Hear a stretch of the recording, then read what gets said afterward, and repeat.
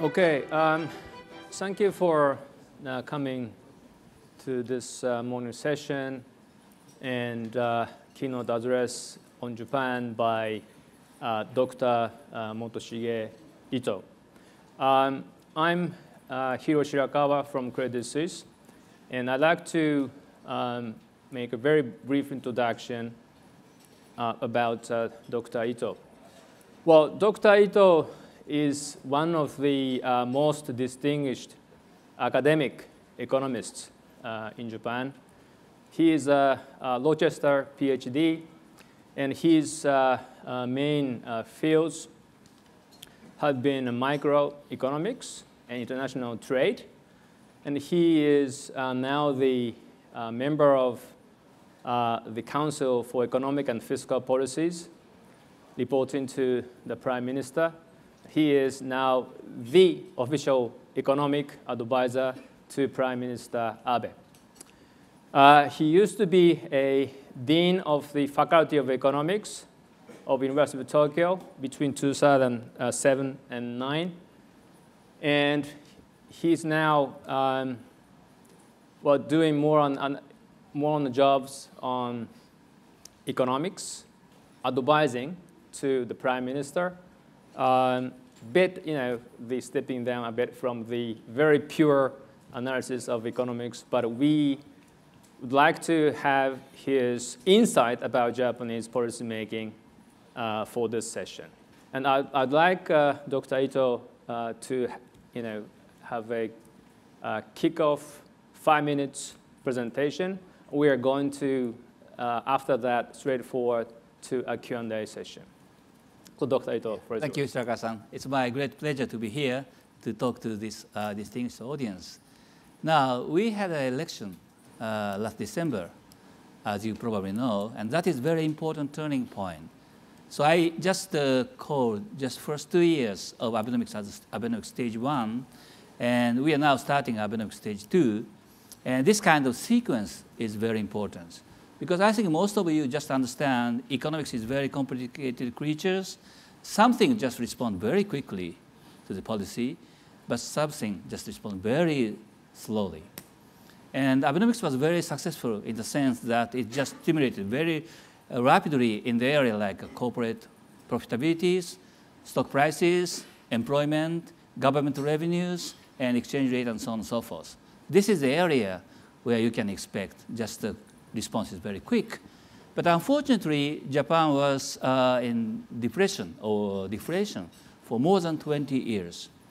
So people's mindset is not just heating up. So it takes some time for the important areas such as consumption, investment, and export to be stimulated. And stage 2 is a very important process of this stimulation of the real substance of the economy. And there's some good reason to become optimistic. One is not the area of the policy, but the area of the economy. Stage 1 of Abenomics provided a very favorable environment for the economy for the stage 2. You probably know we are now reaching to the minus real interest rate, which is a very important factor to just promote just the mobilization of financial resources Japanese people have. You probably know we have a huge amount of so-called dead financial resources.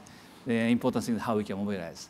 And also the real negative interest rate has a very important implication for the changing corporate behavior. Again, as you probably know, the corporate sector is just accumulating debt, shrinking the debt and accumulating the asset.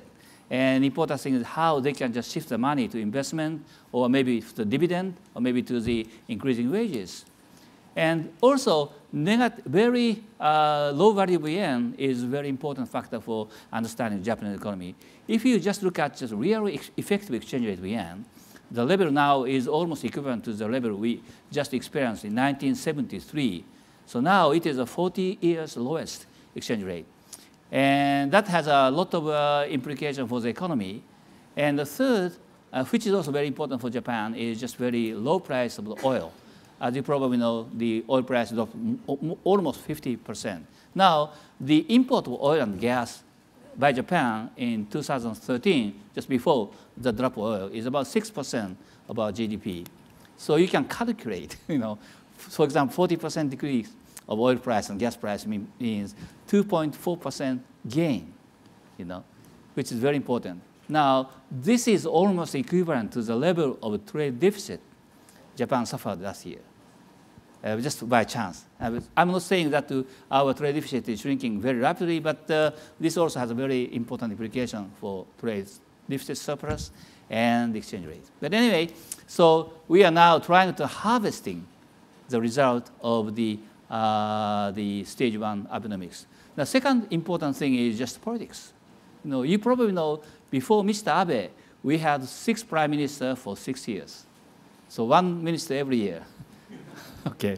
You can't expect any very drastic reform by this kind of political system. But Mr. Abe just gained a very strong political support by the previous elections. And obviously, he's just having 2 more years and maybe more. And that is a very important implication for the reform issues in Japan. And we have already just a symptom of changing behavior, like agricultural reform has already moving. And TPP now depends on US. But if TPA legislation is successful, then I think everything going on very, very quickly. So I'm very optimistic about TPP. And also energy reform, you may know, because of Fukushima accident, the government finally decided just the largest reform in the last 50 years of unbundling and just allowing the entry of new participants. Finally, let me just discuss briefly about just the growth strategies. Because this is the third law of Japanese Abenomics. But now you have to be very careful. If you look at very carefully the naming of the third law, it is not growth strategies. It is a growth strategies that promote private investment, is the actual naming, which means you have to think both demand side and supply side very carefully. Supply side is very important. Of course, reform is very important. But unfortunately, it takes some time for supply side policy to just have an influence on the economy.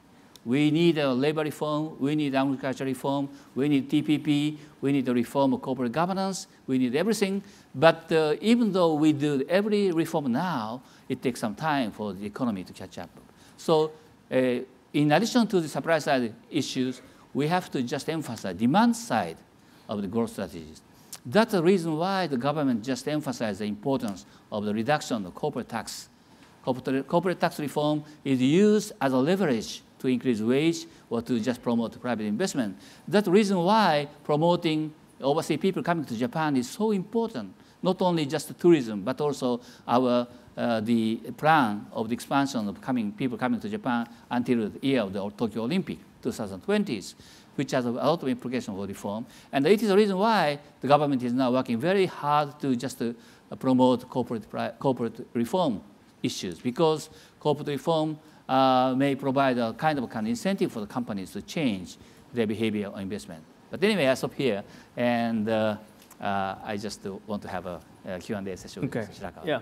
Thank you very much, Dr. Ito.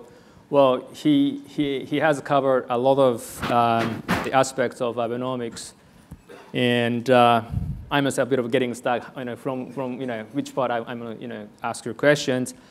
First of all, you said the political stability has regained, and there will be no headwinds to Prime Minister for the coming, let's say, 2 years.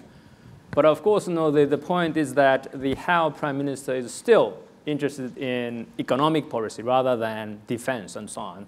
So has Prime Minister been changing his behavior? He's still interested in economics, of course. But you're an economic advisor, the offshore guy, so you can tell us. Yeah, I think I have to talk about just the political style of Mr. Abe. Maybe Mr. Koizumi is a very good the thing to compare.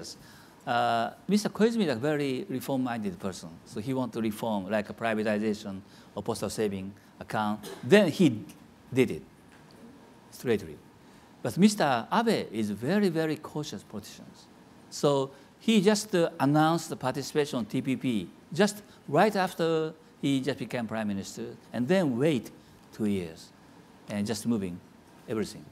He also was very explicit to restart nuclear reactors from the very beginning.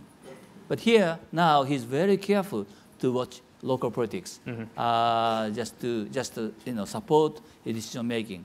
So this is his political style. So it takes some time, for him to implement the economic policies. Yes. So I think the economic policy is still one of the most important area of his politics. And he knows without just achieving some success in the economic issues, he cannot just continue to support. So although he has also very much interested in the defense issues and other issues, yes. But here he's very careful. What is the Prime Minister's current biggest focus on the economic policy side? Well, at this moment, wage increase. Wage increase. Because he knows this is the kind of main channel for this, spreading the result of the stage one Abenomics to the more substantial. Has Prime Minister been successful in persuading and convincing companies to raise wages? The result of the coming spring, the ongoing spring wage negotiation, in our understanding, is not so punchy yet. Well, it depends on how you just have the expectation. I think the result now is more than I expected. So you can your own interpretation. So I think wage is increasing actually. Maybe the largest amount of increase in the last 17 years, yes. Probably. And because we don't have any increase in consumption tax this year, that means just real wage increased rapidly. And also, because of the shortage of the labor now in Japan, I hope this will be just spreading to the small and medium-sized companies, which will be deciding the wage from maybe next month or until the summer. Okay. But if the wage is rising as he expected, is he declaring the victory or the beating deflation? But if that is the case, less pressure on the central bank, the BOJ, you don't necessarily have to do more easing, wages are now rising. What is your take on the monetary policy? This is a very important thing. Maybe Japanese Bank of Japan just had a very big emphasis on CPI, Consumer Price Index. It is very natural. But from the viewpoint of the government, there's other four indicators which is very important. One is GDP deflators, which is very important. And second is also related to GDP deflator, that's a GDP, nominal GDP. And third is wage, because wage is the area where people are very much interested in. And fourth is GDP gap, demand-supply gap, which is a kind of an indicator just giving the prediction about the future movement of prices. And all areas but CPI is doing very well so far. GDP deflator was just in deflation for 20 years. Can you believe? Except 1 year after Lehman crisis. For 20 years, GDP deflator is declining. And finally, it just started increasing. And our nominal GDP was about 500 trillion yen before Lehman crisis. And then nominal GDP declining every year. But now it is just coming back to the 500 trillion yen next year, probably, this fiscal year. Yes. Anyway, so I think there's kind of a very interesting thing happening. CPI is just becoming a little bit lower than expected because of the oil price decrease. But that is not very serious from viewpoint of government because other things are moving very rapidly. So we have to be very patient to wait for CPI is catching eventually. So you mean that the BOJ can wait and see for the moment? I don't because know. I think Kuroda-san is one of the council member. Well, if I were Mr. Kuroda, I have to be very patient. Now, the only thing which you must be thinking about just the influence of the CPI or oil price on the consumers or people's expectations. If there's very direct linkage between just expectation and oil price over CPI, then Bank of Japan must be thinking very seriously. Yes. But I think the wage increase maybe is, wiping out some of the bad influence on the people's mindset. So still, we have to wait and see. At least until this summer. Okay. All right.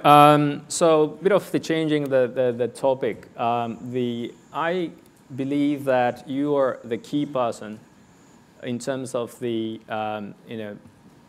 writing a report to the Prime Minister, to be presented to the Prime Minister as a council member for the fiscal consolidation by longer run.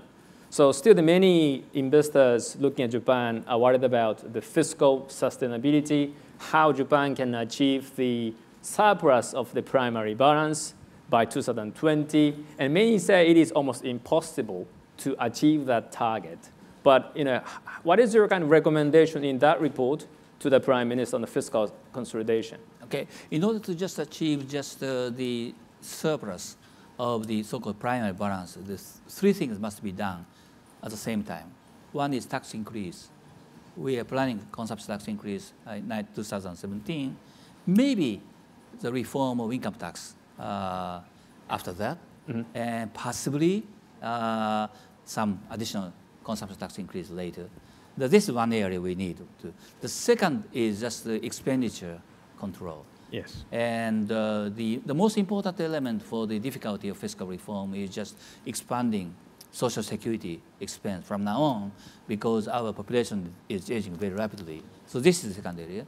And third is just increasing tax revenue coming from just expanding the economy, which is another very important area.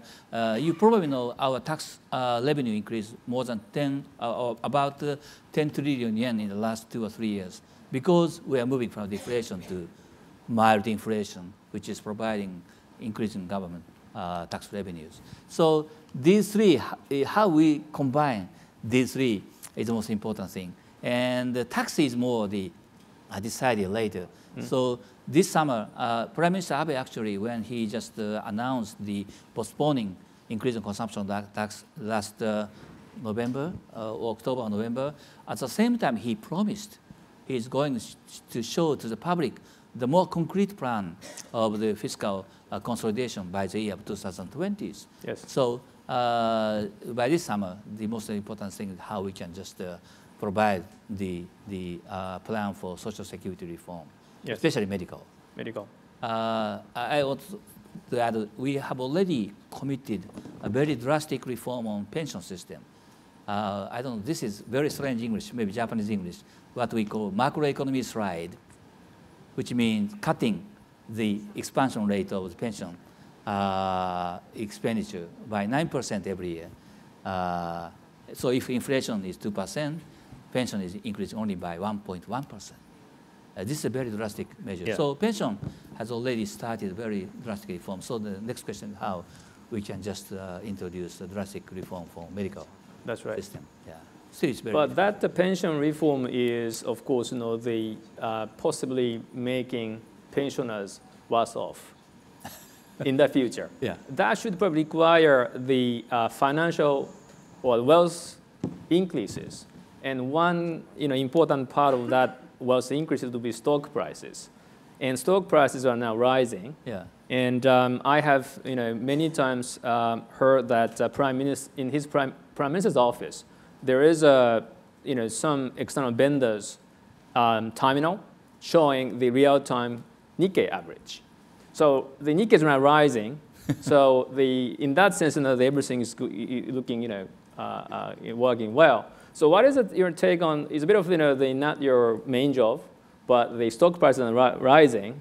So what is the mood amongst policymakers? Because stock price rise would help those, for example, pension-related reform as well. I think, for example, typically the cabinet minister, Mr. Suga, who is the most powerful person in the present Abe cabinet, often just mentioned the stock prices. He mentioned too much about stock prices. Yeah. Maybe. So I think maybe the psychological influence of stock prices is more on politicians than on ordinary people. But this is very important anyway, so far. Okay. Well, on the fiscal reform, you talked about the medical reform is really important rather than pension, because pension system has more automatic mechanism to control the expenditure. On the medical reform side, what is the main theme going forward, or what is the Abe-san's thinking, Prime Minister Abe's thinking on medical reform? Okay. The first thing I have to just emphasize, our medical expenditure is not very big. The OECD has a very good data of comparison of medical expenditure over GDP. The United States is something like 17%, and Japan is only 9%, which just slightly above the average OECD countries. in spite of the fact that we had the most aged communities. And you probably know also the life expectancy of Japanese people just is the longest. Maybe not due to medical system, but maybe due to Japanese food. I don't know. But anyway, so important thing is not cutting the expenditure.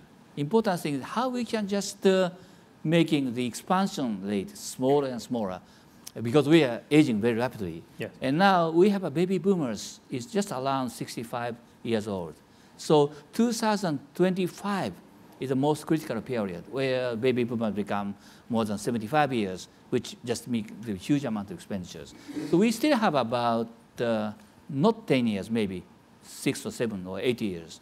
And so the government is now thinking very drastic measurement of just cutting the supply of some excess, what we call bed, cutting the bed, and just for, it's very complicated mechanism, and having more emphasis of old people care, just have a very drastic change of expenditure. Just remember, for example, one bed, which is more sophisticated medical treatment, like surgery or cancers, it costs a lot. But 2 beds for the rehabilitation or the older people just costs a small amount. Mm-hmm. And because we are aging, we need more old people care rather than just very sophisticated bed. So this kind of structural reform is very effective if it is successful. But problem is, this is very easy for countries like Sweden or Denmark, where all hospital is just the public sectors. But in the case of Japan, most of the hospital is private sectors. So it takes some time for changing the system so that just moving the reform in that direction. Yes. Okay. All right. On the fiscal side, I think we've got your views already. So the bit of shifting or changing our topic a bit to maybe TPP and the relationship with Asia as a region. Of course, TPP is, of course, the focus is on Japan and U.S. relationship right now. You're fairly optimistic about TPP, but could you elaborate a bit on TPP's outlook? And plus, what is your take on the biggest impact on Japanese economy from joining TPP and successful TPP going forward? Actually, I am going to participate in a conference on TPP next week in New York. So I studied very carefully by looking at data. And now I'm very confident that the most important part of the success of TPP is TPA, Trade Promotion Authority bill in the United States. And the optimistic view is there's going to be some kind of just a conclusion of TPA by the end of April.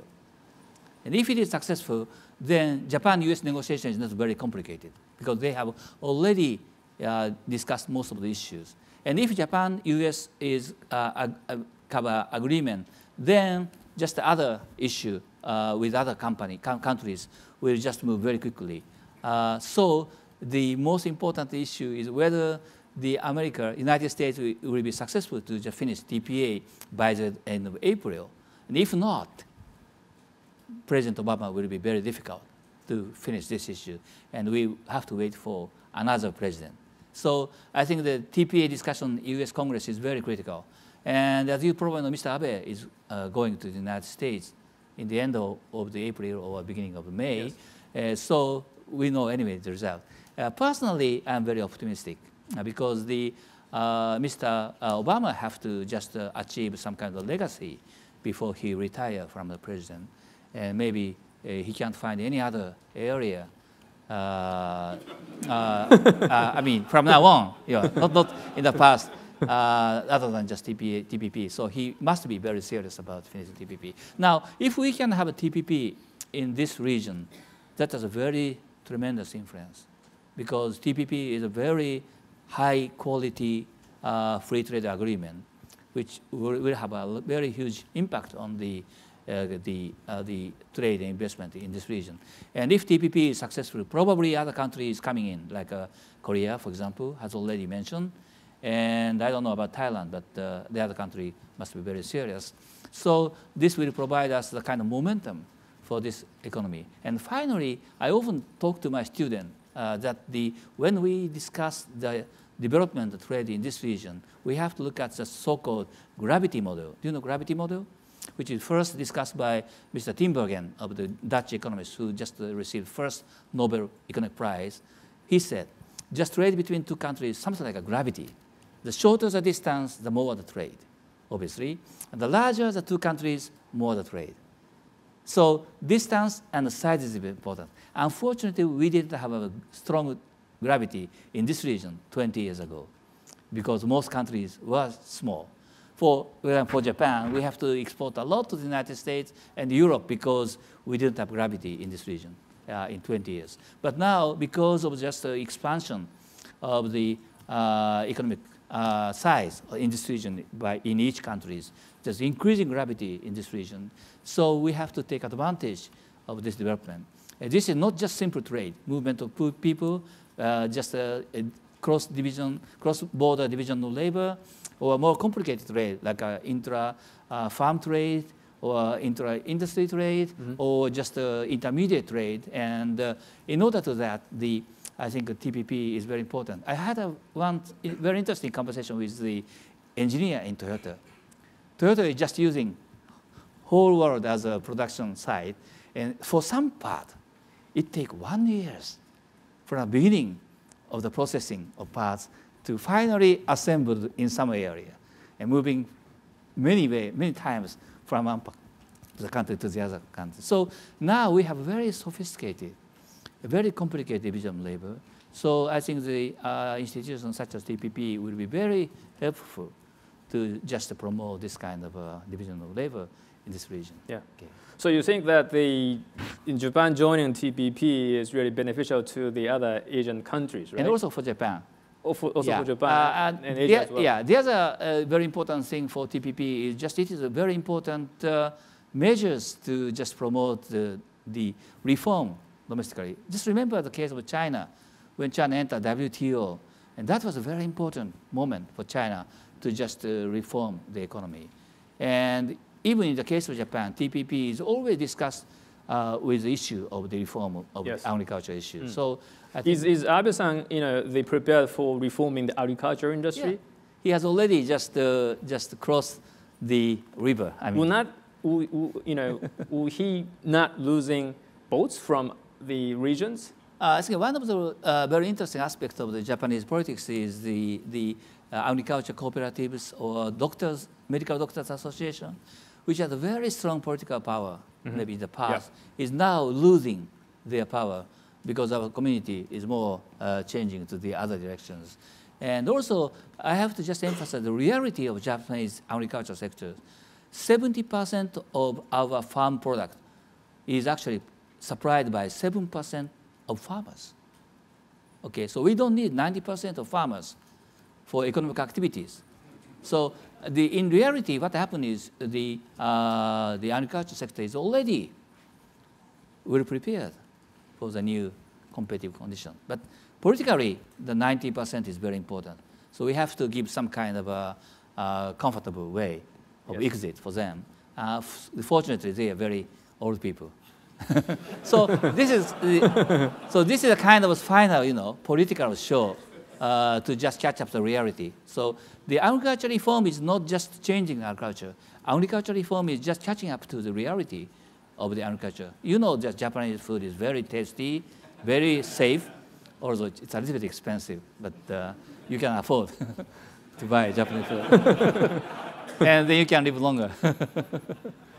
Anyway. Okay.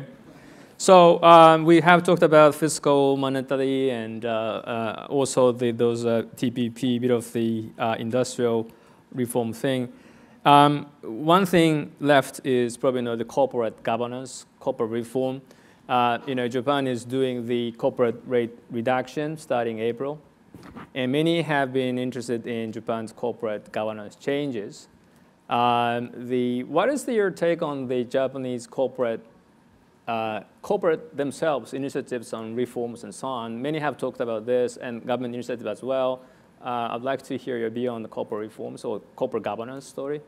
Maybe Shiraka-san knows better than I do that issue. But among the government people, especially who are very serious reform, there's a kind of spreading view that just the most important player is not government.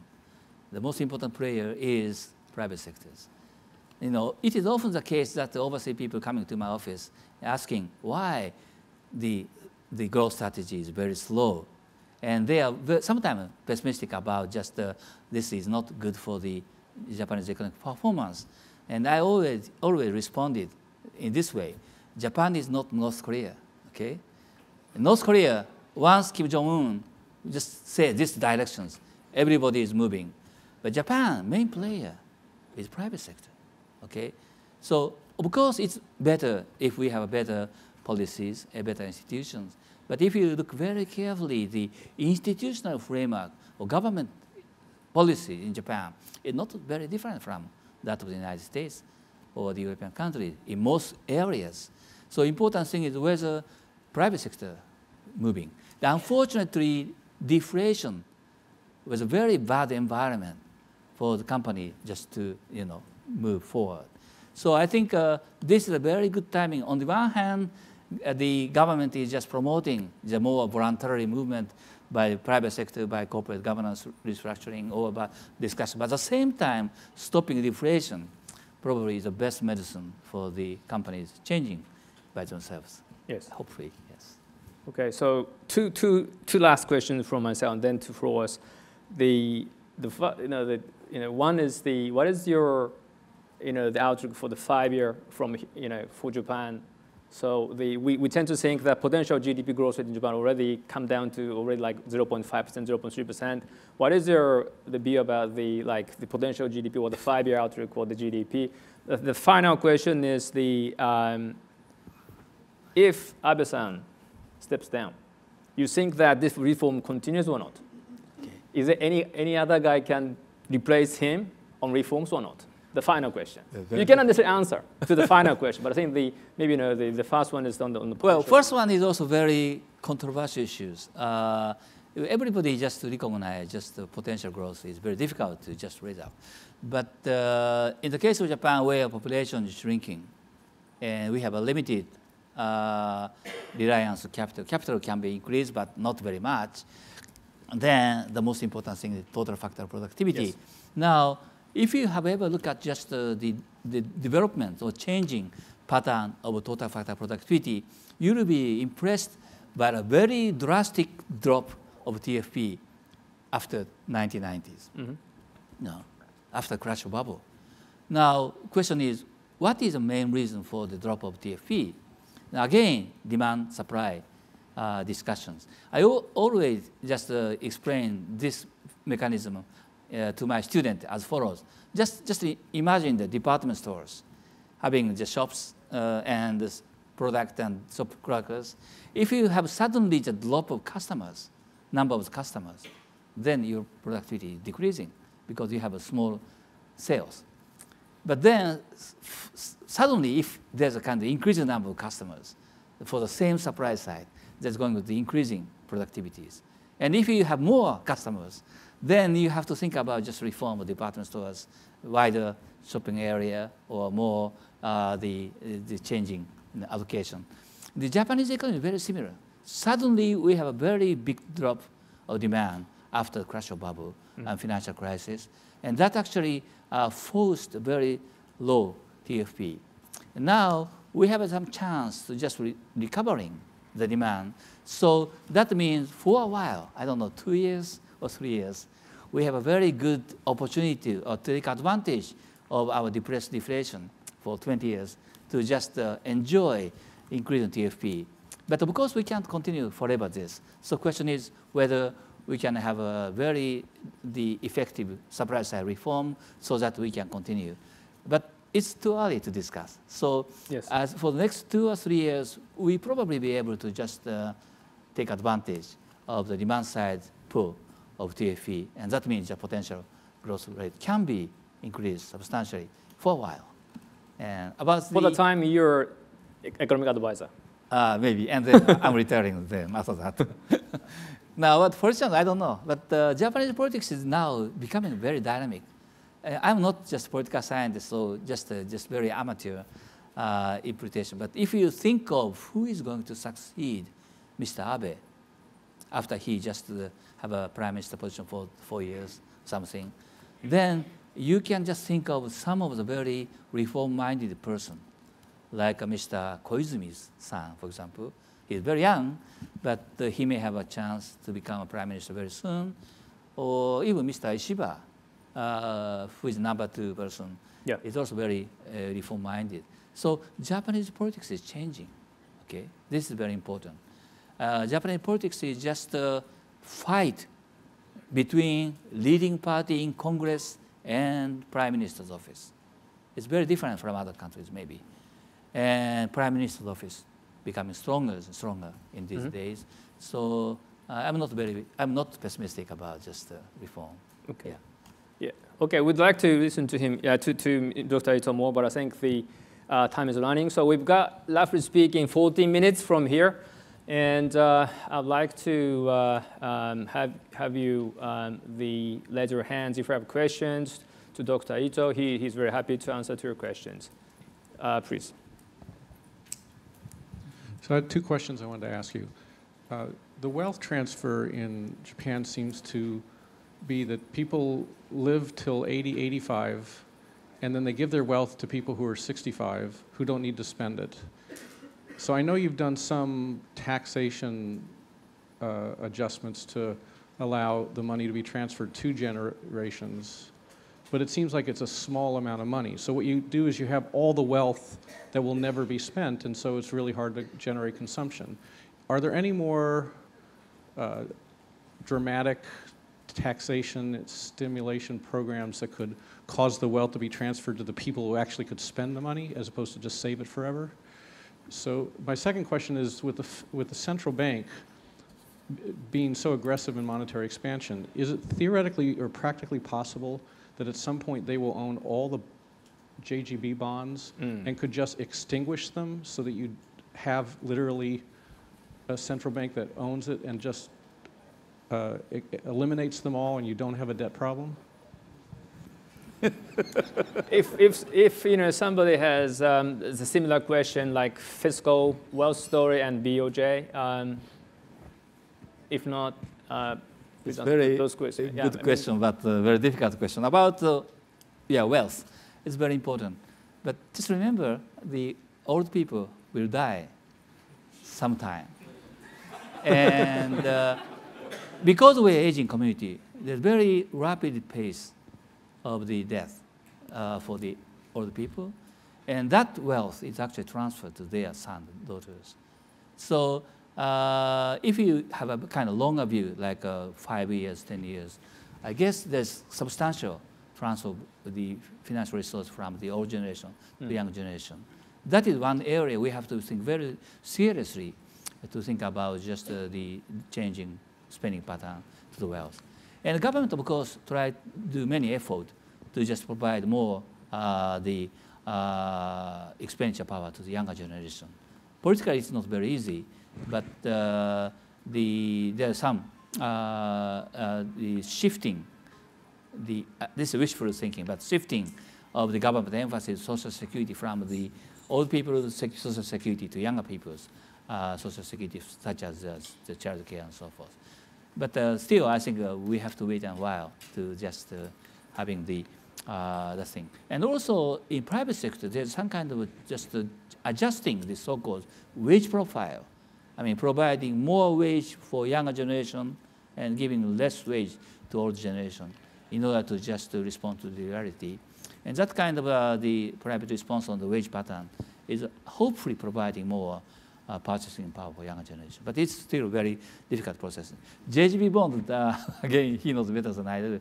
But there must be some kind of limit, of course. So I don't know when. This is a very important dilemma for Bank of Japan. They cannot keep buying JGB bond, so they have to think about they're just changing upon some point. And obviously, this is a very technical issue for the monetary policies. For example, when JGB stopped buying, Bank of Japan stopped buying JGB, and then in the long run, they have to just take care of this. And one of the things they can do is just to raise the interest rate on the bank reserve for the exit policies. And so I think the interest rate on the bank reserve, whether it is on downside or outside, upside, I'm not sure, but is very important adjusting system. But you have to watch very carefully about what the continuation or changing behavior of Bank of Japan from now on.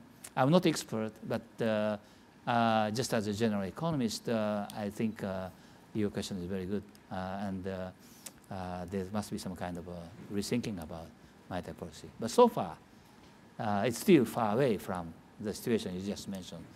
So Bank of Japan continue this process so far. Okay. Yeah, Bank of Japan itself doesn't have yet the exit strategy. So, please. I have two questions also. The first one is, what's not the BOJ, but what's the tolerance at your level and at the cabinet level for yen depreciation before it's terminal, or if it's considered problematic? And the second question, since turns out that death is a key part of Abenomics' third arrow, isn't deflation the best possible thing for you? I mean, you have a lot of old people who are, don't spend that much money, they're living on a fixed income. Maybe deflation is good. Why work so hard to kill it? 最初は為替の限界で、2つ目はデフレの方が老人にはいいんじゃないか。Okay. Well, exchange rate, you probably, as I already said, in terms of real effective exchange rate, yen is just lowest in the last 40 years. So, as an economist, I'm always looking at just exchange rate by real term, because real term just is the most important channel for between exchange rate and economic activities.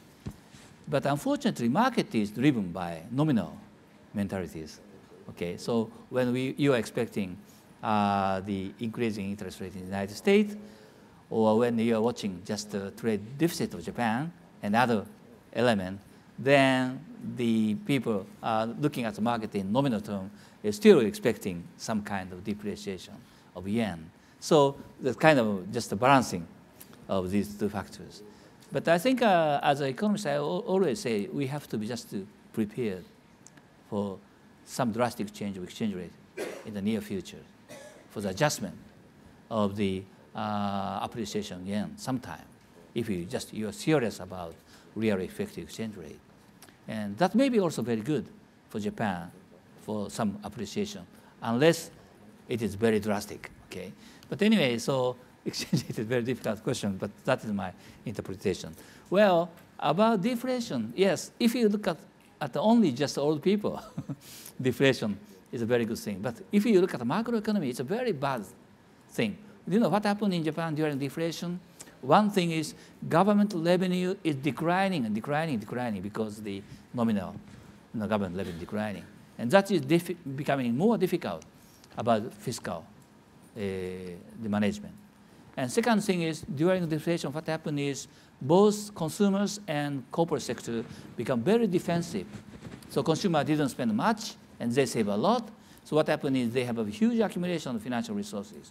And also corporate sector, they didn't invest much, and they just return their debt, and they just accumulate their saving.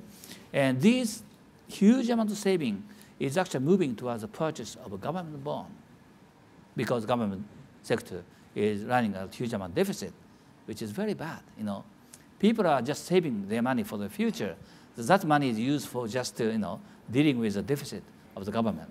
So if we stop the deflation, two things happens. One is government revenue is increasing as we experienced in the last 2 years, which is just shrinking deficit as we experienced in the last 2 years.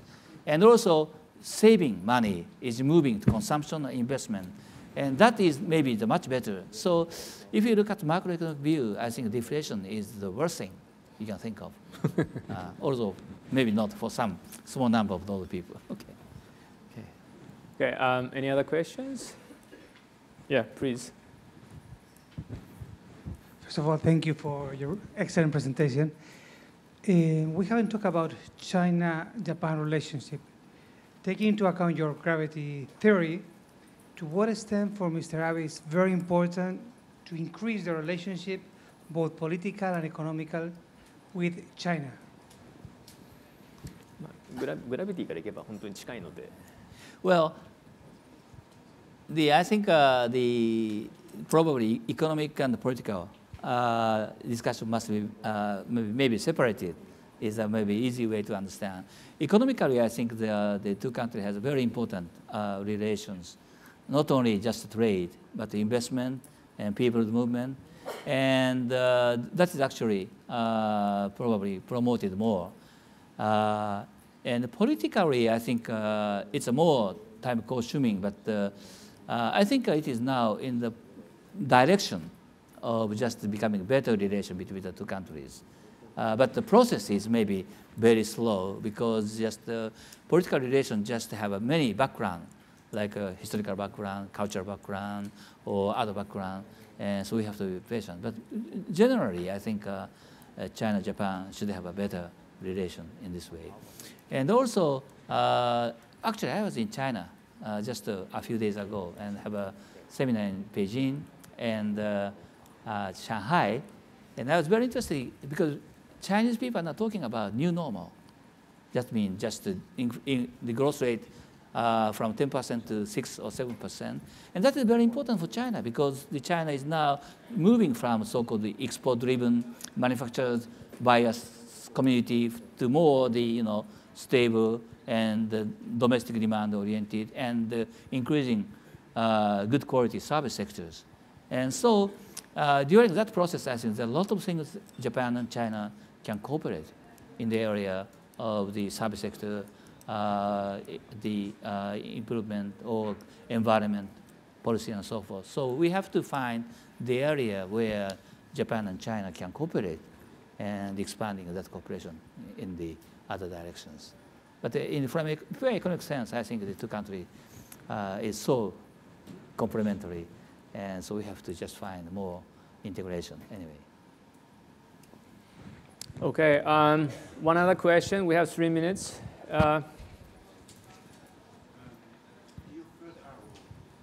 Could it bring back some headwind against inflation?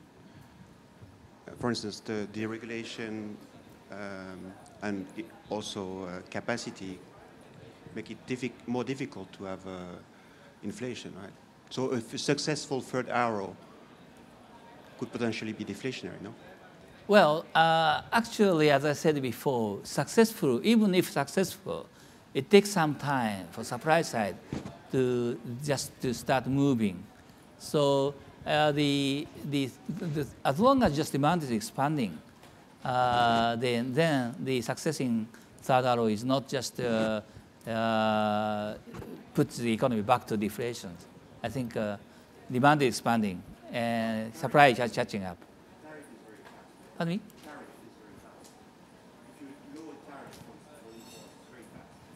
Yeah. No, just remember, if you look at just the so-called effective tariff rate of Japan, it's very low, maybe lower than the United States.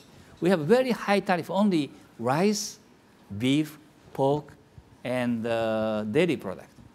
Now, just remember the so-called mini truck tariff rate for the United States is 25%, and the automobile is 2.5%, auto parts 3%.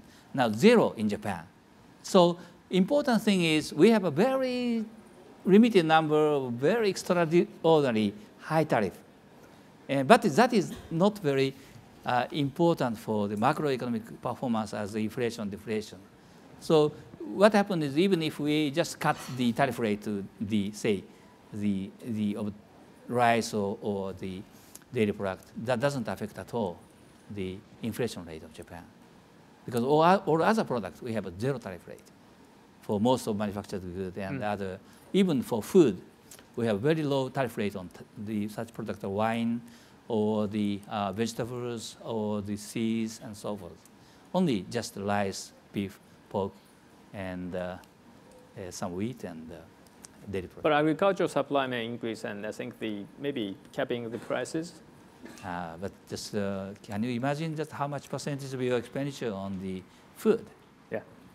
Japan is very wealthy or rich countries, so people's expenditure share on food is not very high. Yeah. We spend more on services or other products.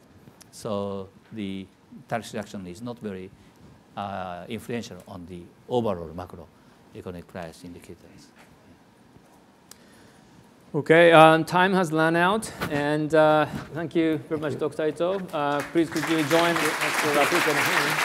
Yeah, thank you very much.